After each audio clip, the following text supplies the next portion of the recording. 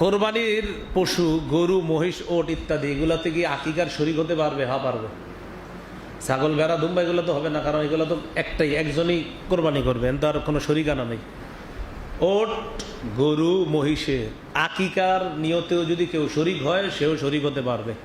আমাদের দেশে একটা পদ্ধতি প্রচলিত আছে যে আমরা একই পশুতে, কোরবানির পশুতে কুরবানি এবং আকিকা করার নিয়ত করি।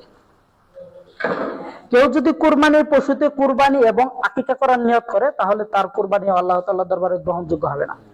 কেননা একই পশুতে কুরবানি এবং আকিকা এরকম ভাবে রাসূল সাল্লাল্লাহু আলাইহি ওয়াসাল্লাম কোনোদিন কুরবানিও দেন নাই, আকিকাও করেন নাই। তার সাহাবায়ে কেরামও করেন নাই, 4 মাযহাবের 4 ইমামও করেন নাই। কারো কাছ থেকে প্রমাণিত নয়। এখন রাসূল সাল্লাল্লাহু আলাইহি ওয়াসাল্লামের কাছ থেকে যদি এরকম কোনো ইবাদত প্রমাণিত না থাকে, আর ওই ইবাদত যদি আমরা নতুন করে করি তাহলে এই ইবাদত বিদআত হয়ে যাবে। যেটা রাসূল সাল্লাল্লাহু আলাইহি ওয়াসাল্লাম বলেছেন, ফাইন্না খায়রাল হাদিসি কিতাবুল্লাহ, নিশ্চয় সর্বোত্তম হাদিস, সর্বোত্তম কথা হচ্ছে আল্লাহ তাআলার কথা। ওয়া খায়রাল হাদি হাদি মুহাম্মাদিন সাল্লাল্লাহু আলাইহি ওয়াসাল্লাম, সর্বোত্তম হিদায়াত হচ্ছে মুহাম্মদ সাল্লাল্লাহু আলাইহি ওয়াসাল্লামের হিদায়াত। ওয়া শাররুল উমুরি মুহদাসাতুহা, এবং সবচেয়ে নিকৃষ্ট বিষয় হচ্ছে দ্বীনের নামে নতুন করে কোনো কিছু তৈরি করা। এই যে কুরবানি এবং আকিকা একত্রে আমরা তৈরি করলাম, এটা রাসূল সাল্লাল্লাহু আলাইহি ওয়াসাল্লাম থেকে প্রমাণিত নয়।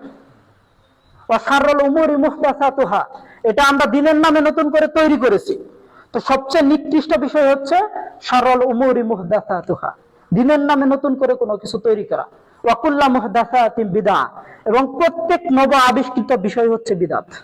অর্থাৎ এই যে আমি এবং আপনি যে কুরবানি এবং আকিকা একত্রে যে করার যে একটা প্রচলন তৈরি করলাম, এটি হচ্ছে বিদআত, এটি হচ্ছে নতুন আবিষ্কৃত একটি জিনিস।